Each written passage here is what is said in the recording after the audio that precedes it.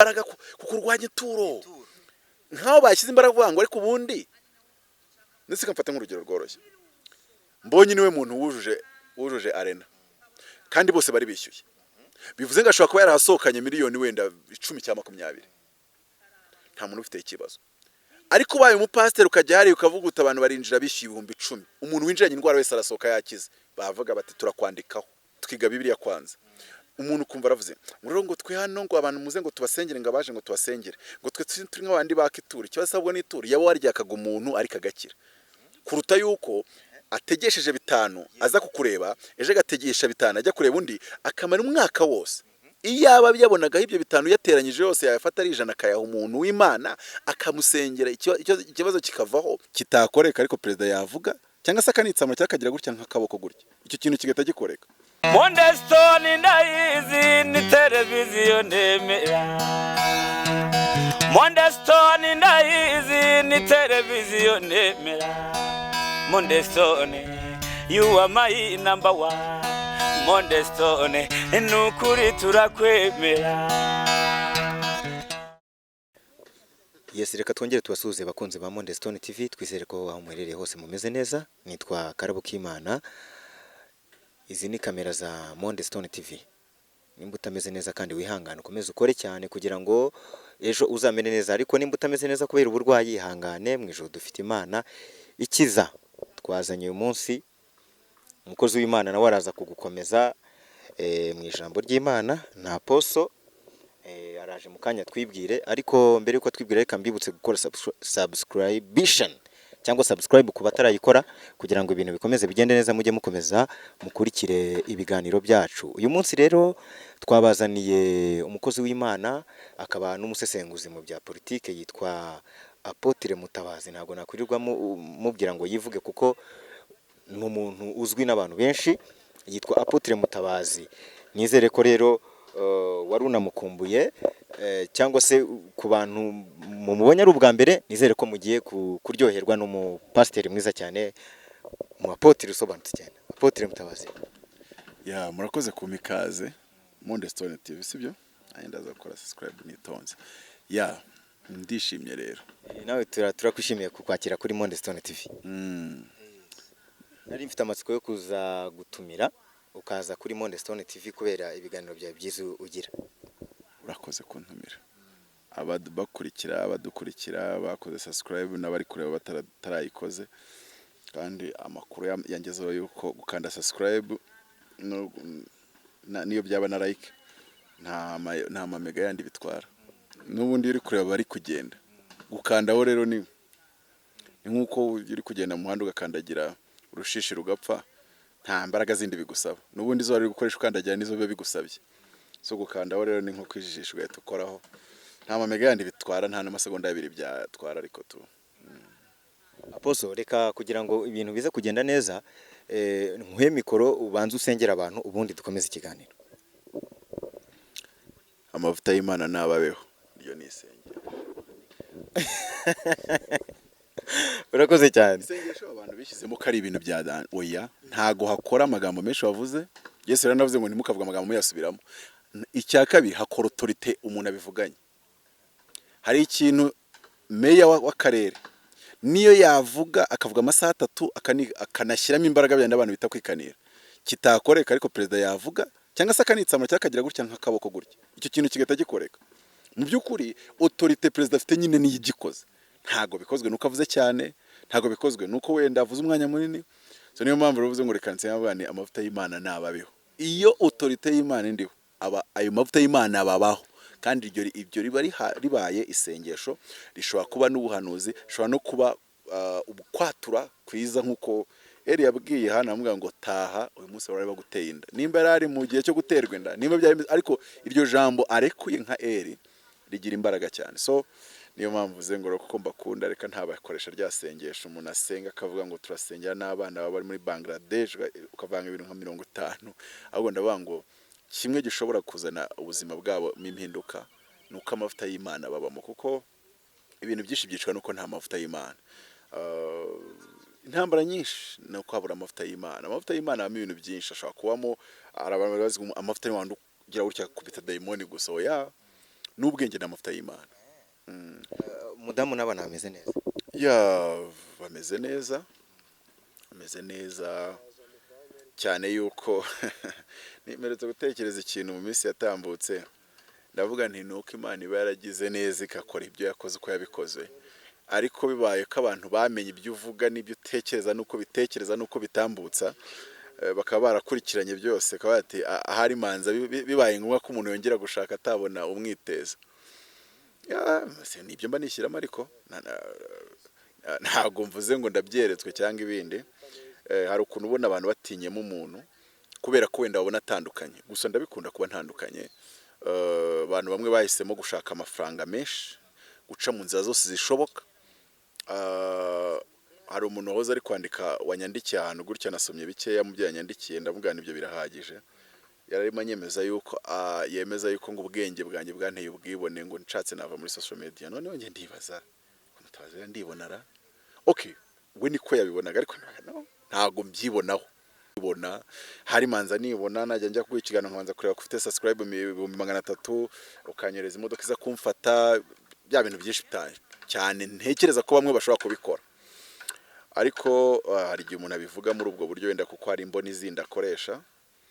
Ndabanije ndavuga ngo okay, ubwenge bunteye ubwibone. Ndavuga none se hari abantu nzi bandi bafite ubuswa n'inda nini kabisa bibisambo, ari uguhitamo umunyabwenge ufite n'ubwibone, nicyo wita ubwibone, ka tubyite gutyo, n'undi ufite ubuswa n'ubusambo n'ubujiji, nyine wahitamo iki? Ndavuga ibyo byose buryo uvuze ko umuntu ari umunyabwenge akajya, ariko bikamutera ubwibone, ashobora ko ibyo yavuze byaba birimo ubwenge byanafasha, ariko uburyo yabivuze bikaba uburyo yabivuze. Rero wakirengagiza ubwo buryo byavuzwemo burimo ubwibone, cyangwa wita ko burimo ubwibone, ariko ibyavuzwe nimba birimo ubwenge ukabifata ukozaho ubwo bwibone ukabikoresha. So mu by'ukuri rero warumbajije utabana se gute? Ya bana bameze neza, hari uwari urwaye, turacyagerageza, turacyarwana nabyo, tunasenga Imana. Ariko ubwo nyine ako nako nari nkazanye, kuko nigeze nkatekereza manza hari bibaye ngombwa ko abantu bavuga ngo uyu muntu ari ku isoko ryo gushakirwa umugore cyangwa se gushaka umugore. Abantu benshi batinya, ariko ku rundi ruhande nanone nkavuga ngo buriya bazi kuri free, wenda hari abatinya, ariko hari n'ababasha kuvayo bakavuga bati buriya mbere twari twaranze kuvuga kuko twari tuzi ko wafashwe, ariko ubwo tumenye kuri free, reka ubwo bandi bafite ntabwo dufite. Gusa ntawe ndabona hari umuntu wigeze kumbwira ati suba benshi ntibakubwira, ndavuga oya, nisushingiye ku cyaravuga ati nkurikiye uko nkubona, uko usa, kuvuga. Ndavuga nibyo rero utekereza ko byatera abantu benshi kumbwira ngo wavamo umugabo twashaka cyangwa se twakifuza gushakana nawe, ntabwo benshi bibatera ubunebwe ubwoba, bakabata ya ahantu manza haba hari igitugu gikomeye. So reka mvuge ngo ndabasuhuje abo bose batandukanye, ariko igihe muzabona umuntu ameze nka Apotre Mutabazi ari ku isoko ry'abashaka abagore, ntimuzagire ubwoba. Abantu bameze gutya bari n'abana beza, bazi no gutanga care. Gusa kubera ko kuri kamera umuntu abataje gutanga care, nyine hari ibintu umuntu ababona akabona bitari mu mujye mwiza, akumva agomba kuvanga ibisi byo. Kugira ukuri kwinshi ntago rero byigeze biba ikintu kibi, no gushyira mu gaciro burya bari byiza mu rugo. Ari nk'ibintu usanga umuntu yakoreye ubwo babana ugasanga bidakwiye, ariko iyo umuntu aza kubashyira mu gaciro. Donc reka wenda twigiye mu kiganiro cyawe, ariko nge nigeze kubwira ndabagana umuntu wumva icyo kintu wenda nkivuze gutya kumva se kitari nkuko abyumva mutima we, harazavuga ati nge hari uwo nabonye aha wumva mwumva n'ibitekerezo ngo umuntu ameze nka Apotre Mutabazi yamushaka. Ntago ari nge ngunda kubwiza abantu ukuri nkabugane, aba ari umuntu utandukanye ku buryo uje hari ibintu byinshi ushobora kuzuzanye ntimukorane cyangwa se ntimuhuze. Cyane cyane nk'urugero uje utari umugore uri buganduke, ntago byakunda. Uje wiyumvamo ko urugujemo uzanye teori za demokarasi, ntago ari PSD FPR na Apostle. ni ubwami nge nizerera mu vuga ngo icyo Imana yashyizeho cyose ni ubwami kandi uw'Imana yahaye ubutware bwo gukorera muri ubwo bwami abandi basigaye bumvira ubuyobozi bwe nawe akayobora neza mu rukundo ibintu bikagenda neza. Ndagira ngo abantu baze kugusobanukirwa neza. Hari benshi bagiye babona utanga ibiganiro ariko hari abantu benshi batarasobanukirwa Apotre Mutabazi kubera ko buri munyamakuru agutumira afite wenda ibyo yateguye n'undi afite ibyo yateguye ariko ndagira ngo tuze kugira ngo abantu ubibwire neza. Ubundi Apotre Mutabazi wabaye Apotre ryari mu wuhe mwaka ninde wakwimitse? Mfite imyaka 37 nabaye Apotre mfite imyaka 27 bwaciyemo imyaka 10. So nimba turi muri 2023 nabaye 2013. Yeah. Ubwo ninde mu Apotre hano mu Rwanda wakwimitse? Umuyobozi sorry. Ikintu cya mbere abantu bagomba kumva nuko iyo abantu bari kubaza ibibazo mu bintu by'imyizerere hari igihe ashingira ku yo wafite. None ukibaza wigeze mbona mu rusengero rw'iwanyu ko uri kujya kumbaza ukambaza utekereza ko nsengera iwanyu. Nyine nk'urugero umuntu umwadeperi cyangwa se indi torero Anglikani n'izindi ashobora kubaza ngo nese ubwo wabaye diakoni ryari uba mwarimu ryari uba umuyobozi w'umudugudu ryari kugira ngo uzajye Hagana ariko gutekerezamo ko uri umuvugizi nk'uko umuvugizi w'iwawe yagiye ava mu nzego ajya muzamuka oya ni ukuvuga ngo biterwa n'imyizerere yaho uteranira. Nge rero imyizerere nemera nuko umwapotre yimikwa na profete. Nshingira kuki? Nshingira ko Imana yambwiye ngo subirayo wimike kanaka azaba umwami mu mwanya wuhari umusuka y'amavuta nyine. Nurangiza usuka amavuta kuri Elisa azagusimbure ku muhanuzi. Nurangiza usuka amavuta kuri kanaka azasimbura umutambyi uriho. Bivuze ngo umutambyi yimitswe n'umuhanuzi, umuhanuzi nawe yimitswe n'undi muhanuzi. Ahubwo sinzi impamvu muri Kigali tuyatubona profete basutwa amavuta. Ninde wakwimitse? Kenya barabikora. Ninde wakwimitse? Ndacyakomeza gusobanurira kuko ndi kubona ukunzana mu byo wowe usanzwe uzi. So rero muri urwo rwego umwami nimba yari imikoga n'umuhanuzi buriya na Apotre abahagaze muri autorité y'umwami. Donc nka kuri Israel yari ikoze ifite umutambyi umuhanuzi n'umwami. Nuvuga ngo apostle abari mu rukiryi nk'urwo nyine abami babaga barimo ariko mu buryo bw'itorero. Noneho umutambyi agasa n'usimbuwe na pastor mu sezon rishya. Umuhanuzi wagakomeza ku muhanuzi. Rero aho ngaho turi Nyabisindu niho Imana yashimye ko mba intumwa ndangije bashyiraho ikirago baransengera. Noneho abantu benshi akambwira ngo maze kugira inote ngo nagomba kujya muri hoteli ngo bakanza n'inkoni igondoye. Ndavuga okay umuntu bishaka ntago mbibuze sinabura amafaranga yabyo ariko ndi kumva donc icyo Imana yavuze ingira intumwa n'isengesho ryasenzwe icyo gihe birahagije. Kiretse wenda habaye uvuga ngo reka mbyereke u Rwanda rwose ariko amavuta ndiho authority ndiho n'uburyo nkora inshingano yanjye bishobora kwemeza ko ndi intumwa cyangwa se hariyo. Aho niho Paulo yabwiye abantu usigiwe muri hetorero. No uri kumva wowe uri guhita ubifata ukabishyira ngo muri ritorero. Okay icyo gihe nari ndi muri Maranatha yaho ngaho Nyabisindu ariko ntago nari nsigiwe gushumba Maranatha. Ntago ari byo nari nsigiwe.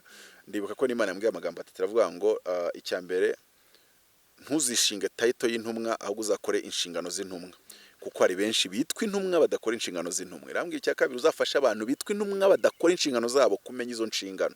Icyo cyari icya kabiri. Icya gatatu irambwira ngo ntuzite ku itorero wita ko wowe ushubye. None se nk'ubu ngubu bayafunze bwo none warakomeza gushyira amaso kuri kakandi ngo wafonze icyo gihe wasigara umeze nk'ufite ihungabana kuko hari ugira ngo umurimo wagiye. Ariko ba Paulo bitwaga ba Apotre. Nta toro Paulo twavuga ngo yaragiye yubaka urusengero ngashyiramo abakristo n'ibindi nk'ibyo byose tujya tubona. Ahubwo bo bakoraga uwo murimo w'intumwa.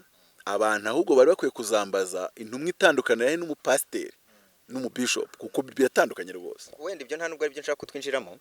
Ndagira ngo duhere mu buzima bwa kera ukiri umujene ukiri umusiribateri n'ubu uracyari umujene utarashaka umugore cyangwa se utaranamenya Imana reka ariho duhera.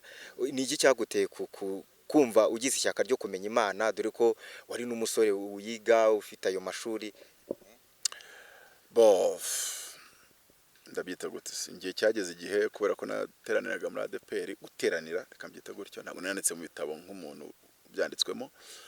So haza kugera igihe rero mfata umwanzuro ku myaka 21 nimba mbyibuka neza, mvuga ko ntazagaruka mu rusengero kubera ko mbona uko ndushaho kuruzamo, ndushaho gukora ibyaha cyane, nkavuga rero nimba bizazana kurimbuka reka ntaza narimbuka nanataye umwanya wanjye mu rusengero. So ngenda ngiye mvuga ko Imana nimvana mu byaha noneho nzagaruka mu rusengero. Ni nako byagenze, nakirijwe kwa data bukwe. So mu buryo bwo hari igihe uba n'ubundi kuko nabonaga hari ubuzima bw'ibyana, ariko nkabona nimba ivamo nzaza mu rusengero ko narabikundaga, cyase nabonaga ubuzima buri mu rusengero cyase buri mu nzu y'Imana. Noneho rero Imana inkuyeyo kandi nkumva ko mvuyeyo koko nuzuye umwuka wera, nkumva ko ubuzima bwanjye butagifite yanyota y'icyaha nkuko birivuga ngo hari ukuntu umunyabyaha aba agotomera ibyaha ngotomera amazi. Nyine numvishe cyaka cy'ibyaha cyashize. Navuze none reka nsubire mu nzu y'Imana. Kandi mwese muradepera abantu bahaba bose bakora ibyaha. Ariko icyo gihe nari ibyo ni ibitekerezo byawe, ahubwo icyo gitekerezo cyawe uzakibahe neza. Nge nari mvuze ngo nateraniraga, ntabwo navuze ko nari ndimo, navuze ko nateraniraga. Wateraniraga muradepera ariko ugakora ibyaha. Igira abantu bambara amayerena, bafite amatatuwaje, byose bishoboka n'amatentiri, bajya guterana yo ku cyumweru. Urumva ko ntago ari uko baba ari uko ari ubwayo yabibashyizemo, kuko nta nubwo bajya kwigaburo n'ibi byose, ariko ari guteranira, ariho wibonamo.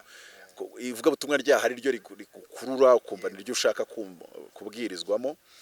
So mu by'ukuri rero urumva byari hagati y'uko nshaka cyangwa se haburaga amezi niba mbyibuka neza 5 kugira ngo nshake, nibwo navuye ku kuba umunyedini noneho wahagaritse kujya mu rusengero. None ndavuga ngo none ngiye gusubira mu rusengero kuko numva ubuzima bwanjye bwaje mu mucyo, kandi none ntazaba mu rusengero mbyita ngo nugutaye igihe nkuko mbere nabonaga cyane byitaga kari guta igihe. Apotre, yewe iyo nkurebye nkanjye nka Patrick cyangwa Karabo k'Imana, mbona ufite ibintu byinshi bikurimo, cyane cyane mbona hari ibintu uba ushaka gutanga inama ku bintu bitandukanye, yaba mu iyobokamana, yaba no mu rwego rwa politike, aho hose turi buze kugenda tugeraho gake gake. Mu iyobokamana iyo urebye nk'umu Apotre, nk'umuntu w'intumwa, ukareba ukuntu umurimo w'Imana urimo urakorwa muri iyi minsi, nkawe iyo ubirebye ubona bikwiriye cyangwa ubona hari ukundi kuntu bagakwiye kubikora birengeje uko babikora? Ubona bidashyitse ntago byuzuye pe, kuko nkurikira n'ibindi bihugu byo hanze usanga ari ikibazo. So nuba ngo dufite nk'urugero abakozi b'Imana umuntu ashobora kuzengurukwa iyi Kigali yose afite ikibazo cy'urushwima bamuroze, ariko ukabona wapi, kandi akarumarana umwaka akakira wa kabiri, kandi ahantu hajya hose yahagera bagatangira. Hari ukuntu mbona dukeneye kubanza twiga Bibiliya kwanza. Umuntu kumva aravuze ngo twe hano ngo abantu muze ngo tubasengere, ngo abaje ngo tubasengere, ngo twe turi nk'abandi bakitura. Ikibazo sabwo n'ituru yaba waryakaga umuntu ariko agakira, kuruta yuko ategesheje 5 aza kukureba, eje gategesha 5 ajya kureba undi akamara umwaka wose. Iyaba byabonagaho ibyo 5 yateranyije yose yafata ari 100 akayaha umuntu w'Imana akamusengera, ikibazo kikavaho.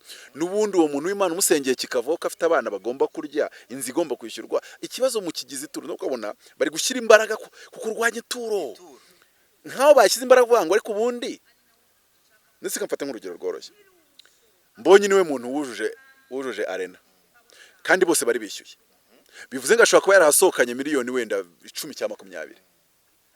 Nta muntu ufite ikibazo, ariko ubaye umupasiteri ukajya hari ukavuga uti abantu barinjira bishyuye 10,000, umuntu winjiranye indwara wese arasohoka yakize, bavuga bati turakwandikaho.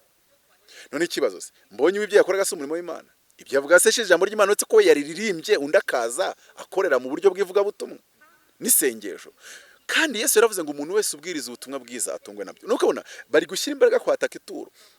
No, ahubwo wenda nk'urugero kuri Mbonyi wishyira imbaraga kurwanya ngo yishyuje, ahubwo ibaze ni umuhanzi wa mbere mu Rwanda, niwe indirimbo ze zibashyira mu bihe byiza, mukumva mugize ibihe byiza byo gufashwa no guhembuka mu mitima. Yego, none se ko afite ukuntu organization ifite abahanzi n'abandi bose bisohora amafaranga, mu by'ukuri ko watanze 10 ubundi 10 ryari bugukize? Sinjya mbona 10 nditegama amamoto 4 muri Kigali bikaba yarashize. Mu by'ukuri se hari ibintu rero ukabona umurimo w'Imana dukeneye kusobanukirwa. Kandi wenda urebye mu bindi bihugu ubona abakozi b'Imana nko muri Nigeria, nimba udafite imbaraga waguze nyine za feke ariko nyine zituburira abantu bigakoreka, ufite imbaraga z'Imana. Ariko nimba ari iz'Imana bashuwa kuzifite bya nyabyo, umuntu baramuroga bakamuhinarika nawe wamusengera agahinuka. Iby'ituro nta kibazo baragirana nawe, ariko nawe icyo ugomba kubakorera ugikore byuzuye. Rero abantu kwigishwa nabi byabateye yuko aho kugira ngo bavuge ngo uyu muntu w'Imana arimo imbaraga z'Imana. Ari umuntu wamamagaye kuri office yanjye aravuga ngo barambwiye ngo muce ituro ngo ariko ngo mufite imbaraga z'Imana. Ndavuga nti nta na kimwe bakubeshye, ari imbaraga z'Imana turazifite, n'ituro turarica pe. Naho bashaka ko barakubwiye uko bitari, nitwe turarica kandi rinini, intanubwo bari ritoye. Arangiye turaganira, gusa maze kumusobanurira ibyanditswe byera yumva ko abikwiye, mwereka naho Bibiliya bivuga mubare w'14, ndangije araritanga kandi turamusengera arabohoka. Wambaje turese umurimo w'Imana ubona ukorwa neza. Nyine dufite abakozi b'Imana bacagase mu mavuta. Urumva ko nimba batazi ibyanditswe bo ubwabo, umurimo barawukora nabi, noneho bigisha abantu nabi, ba bantu babimfube, ba bantu birwa barwana intambara zitari zo, twirwa turwana na haduye utariwe. Mwese Apotre, urabona ituro riri muri Bibiliya, ni ibintu byanditse muri Bibiliya. Buri mukristo ndabyumva, buri mukristo wese yemera Bibiliya, kandi wemera Bibiliya nuko yemera ko n'ituro akwiye kuritanga, sibyo? None ubibona gute kuki ituro riri muri Bibiliya rikaba rinemewe? Kuki umuntu avuga ku ituro abantu bakamutera amabuye? Ibi bintu byo si umwuka wa antikristo aharira? Oya, byo ni umwuka w'abazimu. Nubwo kandi abarirwanya ituro bakubwira ko ari bo bantu b'Imana. Hari n'umuntu watubwiye ngo twari duhagaze nazo ngo umugabo wanjye shango yarahamagawe. Ubwo ngo we ni umupasiteri n'umugabo we ni umupasiteri ngo afite ministeri, banafite n'amafaranga ko namwumvisha. Ngo iki gituma ngiye mvuga ko umugabo wanjye yahamagawe. Twari turara kuri gare y'Iremera ngo nuko ngo atajyaza no kureba mu kibo ngo iby'amaturo ngo we ntajya nabivugaho. Ndamureba numva arambabaje. Ikintu cya mbere umuntu agushumbye ntakubwira ituro aba ari kugufungira imigisha, kuko nimba Yesu yaravuze, ni Yesu wabivuze ngo gutanga bihesha umugisha kuruta guhabwa. Ntago ari ijambo uraza guhinduza yuko umushumba wawe we arashaka kugira ngo abantu muvuge neza, bamurebe neza, atagira umujudging, ariko ari kubahuza umugisha. Ibi bintu bifitanye isano na colonization. Umuzungu yazanye abamisiyoneri baza batwigisha icyambere ivuga butumwa ritarimo gukora, nta nuwo babujije gukora, ariko ivuga butumwa rivuga ngo hahirwa abakene, ngo niki ntacyo mujye muza. Harakarimbo baririmbaga na depeche, kare karimbo nka leta yakabaye ikagaca ari leta. Noneho byabona ngombwa kandika utegeko nshinga ko bibujijwe bwatera mu rusengero ngo naho ibindi wabireka mana batirize vekire ukatu ngo naho ibindi wabireka ngo kaduhigira ibikoresho byawe ngo kaduha neherezo ryiza, ngo naho ibindi wabireka mana. Ubwo n'amafaranga yareke, n'imyenda yareke, nayo kwishyura inzu yareke, na minervare z'abana zireke, ngo katugira ibikoresho byawe. Ubwo nyine ibikoresho bitize biba hari mu gishanga kubera ko nta nzu y'ubuntu ibaho, ngo kaduha niherezo ryiza. None si iduhaye amafaranga ikaduha niherezo ryiza, ko mbona umeze nkaho yifitiye ubwoba yuko byo byayinanira.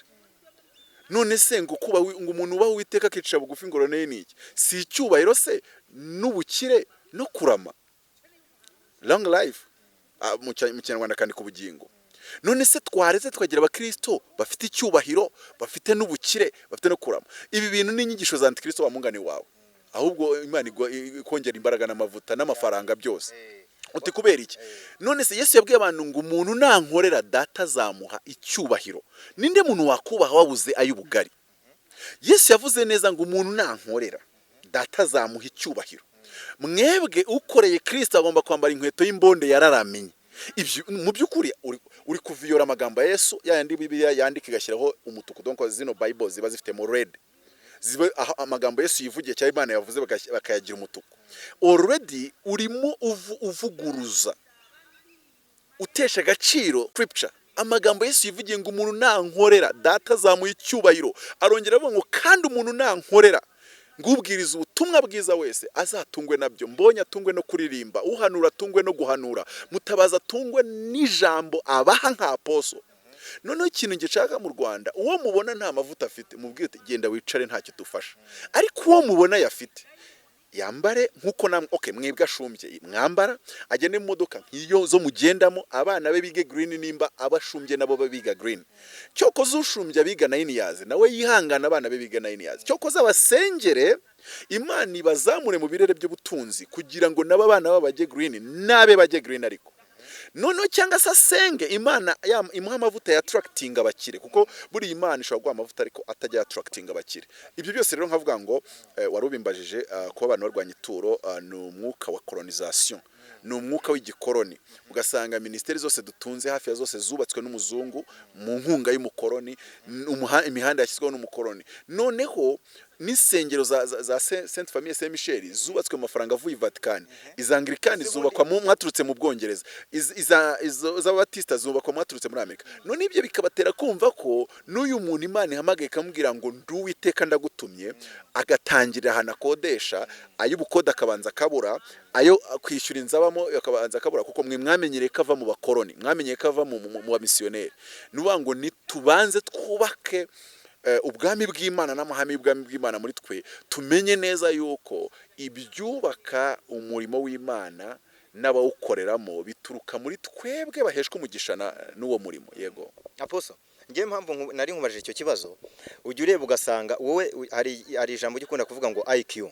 Hari umuntu ushobora kuza akadefanda ituro ariko akaridefanda nawe ashaka gusahura, abo nabo babamo ashaka kubikoresha nabi. Hari nuza agakubita hasi ko gutanga ituro bitemewe, nawe akabikora ashaka kugira gute kwikururira abantu, ariko nabo abashakamo indonke. Urumva rero nkawe ngize amahirwe kuba nkufite abo bose urabareba ukabareba, kuko we IQ z'abantu urabasha kuzikontorora cyane, kuko ujya unabivugaho cyane abantu benshi. Ibi bintu aba bantu bazasobanukirwa aba bantu bukuri gute? Kuko wowe uraza ukavuga, kandi ngiye nkukurikiranye byinshi uvuga mu iyobokamana, ibyinshi ni ukuri, ariko benshi ubona bashaka kubyirengagiza bakagutera amabuye. Aba bantu aruza avuga ngo ituro ngo si byiza ko ituro ry'abantu barebaho, nuza avuga ituro kandi nawe ari umutubuzi, ari uvuga ituro n'umutubuzi, ari utavuga ituro n'umutubuzi. Aba bantu bazabamenya gute? Mu Gifaransa ravuga ngo parmi les mots il faut choisir le moindre. Nahitamo umuntu nyaka ituro ari umutubuzi nubwo ntabishyigikiye, kuruta umuntu uza agasenya ituro, kuko wasenye byanditswe. Ariko byibuze uyu nguyu nantuburira nzavuga ngo ko yanyatse ituro se simbona igitangaza, ariko byibuza ningera ku wundi ufite amavuta ntago azaba yansenyemo kuri muha, bizatuma ndimuha. Anga Imana yigeze ivugana nanjye, njye vugana n'Imana. Reka abantu nabonye bazi ko kwigira umunyamwuka ari kwigira umuntu njye nzi ko mvugana nayo, nzi ko kuwa kane hashize ntago ari kera n'ejo bundi nari ndi Nyamirambo, nta n'igiceri nsigaranye mu mufuka, kuko umwuka yambwiye ati genda bibiri ufite bitegesha uva ibyumba bikugeze Nyamirambo. Ndashaka kugira ngo mpavuganire nawe. Ngeze mu rusengero dutangira gusenga, umwuka nyibutsa kuwa kane hari hashize ubwo araciyemo iminsi 7. Nari nabwirije ahantu hariya Prophet Steven arambwiye ati ndi kubona telefone y'umuntu ukomeye iguhamagara kandi harimo umugisha wawe. Ndi mu rusengero numva umwuka arambwiye ngo senga ubuhoze ya telefone nakubwiye. Mfata telefone nyishyira mu kiganza, ndi mu rusengero nta nubwo nabwirije, nari nibereye nyine mu bari gufashwa. Ndasenga ndahamagara ni umuyobozi nahamagare ndabisengera mpaka mbona nimero ya private number. Bireka mbikwerekana muri telefone, nano n'undi namba nabonye byaraje byanditse hano, iraza irampamagara. Nkisohoka nasohotse nzi neza nuhamagaye uko bimeze ko nari ndi mu mwuka. Arangije arambwira ati hari ukuntu dushaka ko ibintu bikorwa na gutya bijyanye nuko twagutekerejeho. Imana yaravuganye nanjye ndi mu rusengero, nari ndi kuvugana nayo, nari ndi gusengera, telefone ihamagara nkiri gusenga. Ari abayobozi b'igihugu hari ijambo rivuga ngo mutaratabaza nzabatabara. So mu by'ukuri icyo mvuga oya umuyobozi, reka tugite umuyobozi gusa kariko Imana yaravuze. Mu by'ukuri turi abanyamwuka, nuko abantu nyine kubera ibyo asengeramo iwabo.